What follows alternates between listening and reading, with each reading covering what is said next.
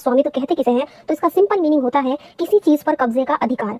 देखो, जब आप किसी चीज पर फिजिकल कंट्रोल रखते हो और फिजिकल कंट्रोल रखने के साथ साथ ही उसको फिजिकल कंट्रोल रखने का अपना इंटेंशन भी रखते हो, तो ये दो चीज होती है कब्जे के लिए। पहले आपका उस चीज पर भौतिक नियंत्रण होना चाहिए, फिजिकल कंट्रोल होना चाहिए, और दूसरा आपके अंदर उस चीज को अपने पास रखने का इंटेंशन यानी कि आशय होना चाहिए। ये तो थी कब्जे की बात। बट स्वामित्व में ऐसा क्या अलग है जो कब्जे में नहीं है? तो स्वामित्व बोलते हैं सिंपल भाषा में मालिकाना हक। आपका किसी चीज पर जो मालिकाना हक होता है, किसी चीज पर कब्जा रखने का जो अधिकार होता है, उसको बोलते हैं हम स्वामित्व या ओनरशिप। जैसे फॉर एग्जांपल मान लीजिए आपके पास एक बुक है जिस पर आपका मालिकाना हक है और वो आपके कब्जे में भी है, तो उसके आप ओनर कहे जाओगे और आपकी ये माना जाएगा कि ये आपकी ओनरशिप में है। अब अलग अलग ज्यूरिस्ट ने स्वामित्व को अलग अलग तरीके से डिफाइन करने की कोशिश की है। अगर बात करें हम ऑस्टिन की, तो देखिए ऑस्टिन ने स्वामित्व के बारे में 3 इंपॉर्टेंट पॉइंट बताए हैं। ऑस्टिन का कहना है कि स्वामित्व में किसी भी वस्तु पर अगर आप कोई अधिकार रखते हो तो उसमें आपको एक ऐसा अधिकार मिलता है जो उपयोग की दृष्टि से अनिश्चित है। मतलब कि आप उसे कब तक यूज करोगे इसका किसी को नहीं पता। आपके पास पूरी स्वतंत्रता है उस चीज को यूज करने की कि आप उसको किसी भी तरीके से यूज करो। उपयोग की दृष्टि से अनिश्चित का मतलब यही होता है कि कोई आप पर किसी तरह की रुकावट न डाल सके, आप पर किसी तरह की कोई बाउंडेशन ना हो, आप उसको जैसे चाहे यूज कर सकते हो। दूसरा जो इंपॉर्टेंट पॉइंट बताया है ऑस्टिन ने, वो है व्ययन की दृष्टि से अनिर्बंधित। व्ययन मींस डिस्पोजल, यानी कि आप उस चीज को डिस्पोज कर सकते हो, उसको नष्ट कर सकते हो, किसी भी तरीके से उसका निपटारा कर सकते हो, और ये चीज बिल्कुल अनिर्बंधित है। मतलब किसी तरह की आपके ऊपर कोई बाधा नहीं है ना। स्वामित्व को अगर आप अपना निपटाना चाहते हो, आप अपने स्वामित्व को खत्म करना चाहते हो, तो इस पर आप पर किसी तरह का बंधन नहीं है। आप उस चीज को अपनी इच्छा से बेच सकते हो, किसी को दान कर सकते हो, उसको नष्ट कर सकते हो, या कानूनी ढंग से आप किसी को ट्रांसफर भी कर सकते हो। तीसरा इंपॉर्टेंट पॉइंट बताया है ऑस्टिन ने अवधि की दृष्टि से असीमित, यानी कि कितने टाइम के लिए आप उस चीज पर मालिकाना हक रखते हो, इसकी कोई बाउंडेशन, इसका कोई टाइम लिमिट नहीं है, वो बिल्कुल अनलिमिटेड है। यानी कि स्वामी की डेथ के बाद जो उसका मालिक होता है उस चीज का, उसके बाद भी वस्तु का जो अधिकार है, जिस चीज पर उसका हक था, उसका खत्म नहीं होता वो राइट, बल्कि उसके जो लीगल हायर होते हैं, उसके जो उत्तराधिकारी होते हैं, उनके पास चला जाता है। तो ये तीनों पॉइंट से डिस्कस करने की या इसको सिंपल तरीके से समझाने की कोशिश की है ऑस्टिन ने। ऑस्टिन की डेफिनेशन को अगर हम ओनरशिप की बात करें तो इसमें बहुत ही इंपॉर्टेंट माना जाता है, और कई बार यही तीनों पॉइंट आपसे एग्जाम में पूछ लिए जाते हैं कि ये तीनों पॉइंट किस ज्यूरिस्ट ने दिए हैं ओनरशिप के बारे में। तो इस तरीके से आप देख सकते हैं, ज्यादा डिफिकल्ट नहीं है, आप इनकी लाइन से ही जो ऑस्टिन ने बताया है उससे ही आप इसके मीनिंग को समझ सकते हैं। नेक्स्ट आते हैं ज्यूरिस्ट सामंड। सामंड भी एक बहुत ही फेमस ज्यूरिस्ट है और इन्होंने भी ओनरशिप को डिफाइन करने की कोशिश की है। इन्होंने कहा है कि एक व्यक्ति और स्वामित्व की विषय वस्तु के बीच के संबंध को जाहिर करता है ओनरशिप, यानी जिस व्यक्ति के पास किसी चीज पर जिसका उसका मालिकाना हक है, उन दो के बीच में क्या रिलेशन है ये दिखाता है ओनरशिप। तो बहुत ही सिंपल तरीके से सामंड ने इसको डिफाइन करने की कोशिश की है। एक और ज्यूरिस्ट है हिबर्ट ने स्वामित्व को एक लाइन में डिफाइन करने की कोशिश की है। इन्होंने कहा है कि स्वामित्व जो है वो अधिकारों का गट्ठर होता है, अधिकारों का गट्ठर, यानी कि ownership is the bundle of rights, यानी कि एक बंडल होता है जो आपके पास राइट होते हैं। अब उस राइट में इन्होंने कहा है कई तरह के राइट आ सकते हैं, जैसे कि आप उस चीज को यूज कर सकते हो, है ना। क्या क्या बातें कही है हिबर्ट ने, उस चीज को आप यूज भी कर सकते हो, आप उसको कर सकते हो, आप उसको डिस्पोज कर सकते हो, यानी कि आप उसका निपटारा कर सकते हो,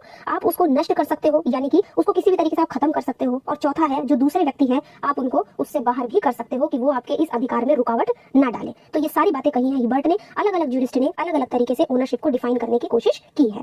अब बात करते हैं स्वामित्व के लक्षणों की, यानी कि अगर किसी के पास कोई भी स्वामित्व है, किसी के पास अगर कोई किसी चीज का मालिकाना हक है या ओनरशिप है, तो क्या वो बिल्कुल अनलिमिटेड है? क्या उस पर किसी तरह की कोई बाउंडेशन नहीं लगाई जा सकती? तो कुछ लीगली दृष्टि से, अगर कानूनी दृष्टि से हम देखें तो उसमें कुछ चीजें निकलकर सामने आती हैं। सबसे पहला ये आता है कि जब आपके पास कोई चीज होती है, जैसे मान लीजिए आपके पास अपना मकान है, अपना घर है, तो उसके लिए आप सरकार को टैक्स देते हो, आपको टैक्स तो देना ही पड़ेगा, भले ही आप उस मकान के मालिक हो, आप उसके ओनर हो, बट आपको टैक्स तो देना पड़ता है स्टेट को। तो यहाँ पे यही कहा है। दूसरा पॉइंट है आपकी संपत्ति को आप मनमाने ढंग से यूज नहीं कर सकते, यानी कि मान लीजिए आपका मकान है तो ऐसा नहीं है कि आप उसका कंस्ट्रक्शन कराते हुए या आप उस पर कोई ऐसा काम करोगे जिससे आपके पड़ोसी को बहुत ज्यादा दिक्कत हो, आसपास के लोगों को दिक्कत हो, तो आप कोई ऐसा काम नहीं करोगे कि मनमाने तरीके से आप उसका यूज करो। थोड़ा सा आपको आसपास की चीजों का भी और अपने आस पड़ोस का या जो भी लोग वहां से गुजरते हैं उनका थोड़ा सा ध्यान रखना होगा। तीसरा है जो अवयस्क होते हैं, यानी कि जो माइनर होते हैं, जो अवयस्क है या नाबालिग है या जो पागल व्यक्ति होते हैं, जो इनसेन पर्सन होते हैं, वो अचल संपत्ति के स्वामित्व के अधिकार का यूज नहीं कर सकते हैं, है ना। कॉन्ट्रैक्ट में भी आपने देखा होगा कि कॉन्ट्रैक्ट करने के लिए भी जिस तरीके से व्यक्ति को सक्षम होना चाहिए, कॉन्ट्रैक्ट एक्ट में कहा गया है, इसी तरीके से प्रॉपर्टी का जो मालिक होता है वो भी अवयस्क या पागल व्यक्ति, अगर हम बात करें इमूवेबल प्रॉपर्टी की, तो उसके स्वामित्व के अधिकार का प्रयोग नहीं कर सकते हैं। एक चौथा पॉइंट ये है कि स्वामी की मृत्यु के बाद प्रॉपर्टी का स्वामित्व खत्म नहीं होता है। ये तो हमने अभी भी डिस्कस किया है, जब किसी मालिक की डेथ हो जाती है तो उसकी प्रॉपर्टी का जो ओनरशिप है वो खत्म नहीं होती है, बल्कि उसके जो उत्तराधिकारी होते हैं, जो उसके लीगल हायर होते हैं, उनके पास प्रॉपर्टी चली जाती है। जैसे एग्जाम्पल के तौर पर अगर फादर की डेथ होती है तो उसका प्रॉपर्टी का मालिकाना किसके पास जाएगा? उनके बेटे के पास। इसी तरीके से पांचवा पॉइंट है कि स्वामित्व पूर्ण और निर्बंधित होता है, यानी कि स्वामित्व को पूर्ण क्यों कहा गया है? क्योंकि आपके पास उस प्रॉपर्टी से रिलेटेड अगर आपके पास कोई प्रॉपर्टी है, कोई चीज है, तो आपके पास उसके सारे राइट होंगे। आप उसको खत्म कर सकते हो, उसको नष्ट कर सकते हो, उसका यूज कर सकते हो, दूसरे व्यक्ति उसमें बाधा डालेंगे तो उनको रोक सकते हो। तो एक तरीके से स्वामित्व पूर्ण तो है बट निर्बंधित भी है। कोर्ट चाहे तो आपके इस राइट को निर्बंधित भी कर सकता है, इस पर रेस्ट्रिक्शन भी लगा सकता है। तो ये कुछ इंपॉर्टेंट लक्षण जो है, कुछ इंपॉर्टेंट पॉइंट्स निकल कर आते हैं ओनरशिप से। ओनरशिप की अब हम बात करेंगे टाइप्स की, यानी ओनरशिप कितने टाइप्स की होती है, स्वामित्व कितने प्रकार के होते हैं। अपनी पिछली वीडियो में जब हमने कब्जे को डिस्कस किया था तो उसमें हमने कब्जे के प्रकार, उसके टाइप्स के बारे में भी बात की थी। इसी तरीके से ओनरशिप के भी कई तरह के टाइप्स होते हैं।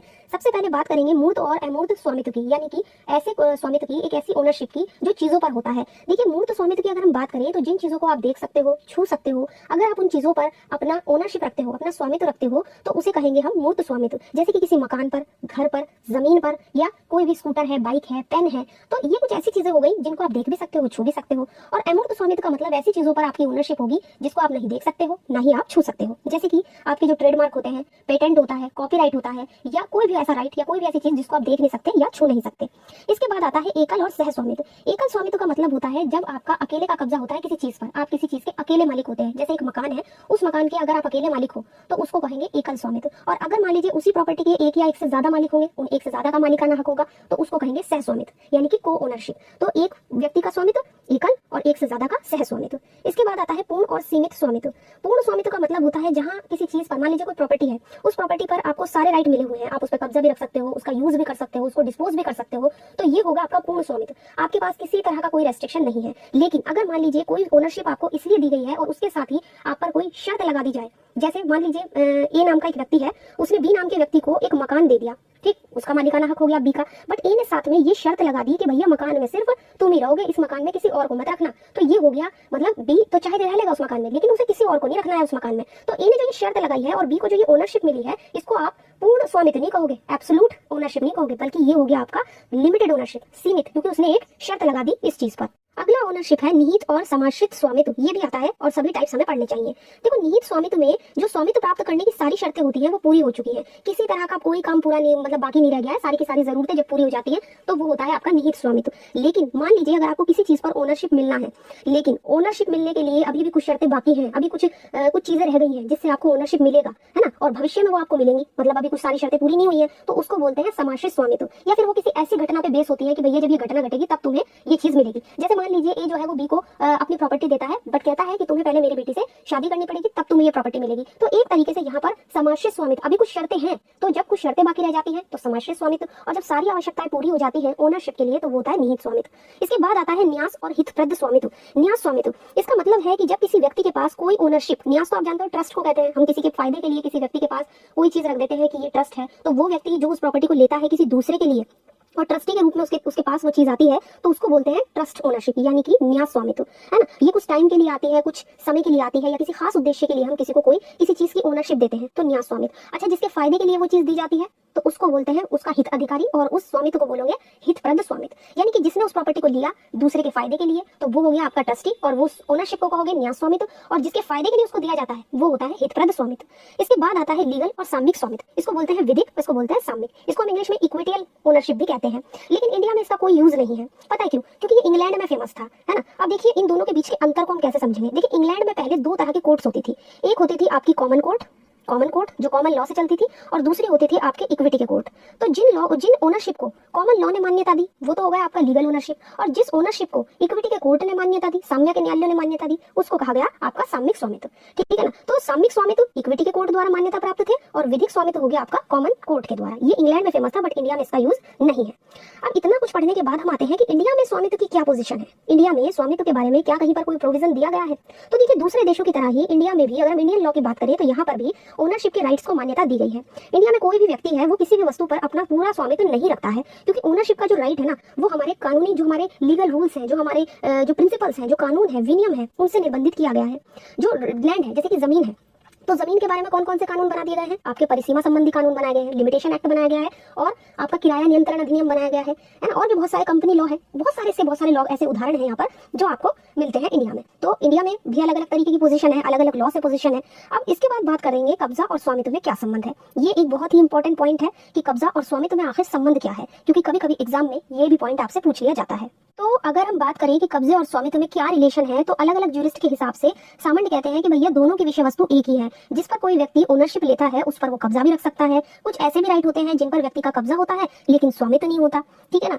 तो इसी तरीके से सामान्य ने तो सिर्फ ये कहा है, बट अगर हम सेठना की बात करें तो सेठना जो डॉक्टर सेठना है उन्होंने कहा है कि कब्जे और स्वामित्व के बीच में वही संबंध है जो आत्मा और शरीर के बीच में है। तो ये इन्होंने कुछ मतलब अपने तरीके से बताने की कोशिश की है। बट अगर हम कब्जे और स्वामित्व के वैसे संबंध की बात करें कि इन दोनों में क्या रिलेशन है, क्योंकि दोनों ही इंपॉर्टेंट लीगल कॉन्सेप्ट है, तो कभी कभी कहा जाता है कि जो कब्जा है वो स्वामित्व का 9/10वां भाग होता है। 9/10वां भाग। अब इसका मतलब क्या हुआ? तो इसका मतलब होता है कि मान लीजिए अगर किसी के पास ओनरशिप है, किसी के पास किसी चीज का स्वामित्व है, तो उसको स्वामित्व अपना प्रूव करने के लिए कोर्ट में 10 पॉइंट अगर उसके पास है ना कि मेरे पास ओनरशिप है, मैं इसके 10 पॉइंट प्रूव कर सकता हूँ, तो उसके 9 पॉइंट कब्जे से ही साबित हो जाएंगे। यानी कि 10 पॉइंट अगर ओनरशिप के हैं तो 9 पॉइंट उसके कब्जे से ही साबित हो जाएंगे और वही उसका ओनर मान लिया जाएगा। जिसके पास कब्जा है वही ओनर माना जाएगा। मान लीजिए आपने किसी को घर किराए पे दिया, अब कब्जा जो है वो तो हो गया किराएदार का, लेकिन आप मालिक होते हुए भी अगर उसे जोर जबरदस्ती करके बाहर निकालोगे तो वो व्यक्ति कोर्ट में जाएगा, कहेगा कि जी कब्जा मेरा है। अब ये बात तो आपको साबित करनी होगी ना कि आप उस मकान के ओनर हो। अगर कोर्ट के सामने आप साबित नहीं कर पाए तो क्या होगा? वही व्यक्ति ओनर मान लिया जाएगा जिसका कब्जा है।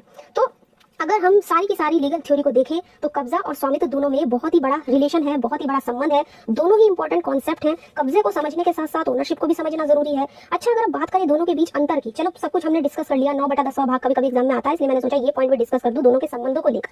तो अगर दोनों के बीच में हम डिफरेंस की बात करें, अब आप सोचोगे कि मैम कब्जा में भी हमने यही सब पढ़ा था, ओनरशिप में भी हमने यही सब पढ़ा था, तो फिर दोनों में डिफरेंस क्या है? तो दोनों में सबसे बड़ा डिफरेंस ये होता है कि ओनरशिप में आपको किसी प्रॉपर्टी पर सारे एब्सोल्यूट राइट, सारे के सारे पूर्ण अधिकार आपको मिलते हैं, चाहे आप उसका यूज करो, उसका डिस्पोजल करो। लेकिन कब्जे में ऐसा नहीं होता। कब्जे में आप सिर्फ फिजिकल कंट्रोल रखते हो उस चीज पर, उसको आप डिस्पोज नहीं कर सकते, है ना। प्रॉपर्टी को जिस पर आप कब्जा करोगे उसको आप खत्म नहीं कर सकते। उसको हाँ इंजॉय आप कर सकते हो, आप इंजॉय करो, बट उसको खत्म नहीं कर सकते। दूसरा सबसे बड़ा अंतर ये है कब्जे और स्वामित्व में कि ओनरशिप में और कब्जे में, देखिए वैसे तो दोनों ही लीगल कॉन्सेप्ट है।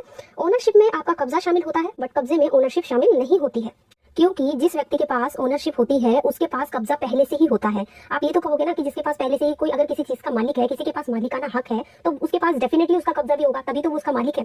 और लेकिन कब्जे में अगर आप देखो तो कब्जे में जरूरी नहीं है कि जो व्यक्ति किसी चीज पर कब्जा रखता है वो उसका मालिक हो, वो उसका स्वामी हो। तो यही बात है, ऐसा इसलिए ही कहा गया है कि ओनरशिप में कब्जा तो होता है बट जरूरी नहीं है कि कब्जे में ओनरशिप भी शामिल हो। तो इस तरह से आज की वीडियो में हमने कब्जे स्वामित्व में क्या संबंध है, इनमें क्या डिफरेंस है, इंडियन लॉ में स्वामित्व के बारे में क्या पोजीशन है, कितने टाइप्स के ओनरशिप होते हैं और स्वामित्व के क्या क्या लक्षण होते हैं, क्या इंपॉर्टेंट पॉइंट्स हैं और इसकी डेफिनेशन, आज की वीडियो में हमने सब कुछ ओनरशिप के बारे में अच्छे से डिस्कस किया है।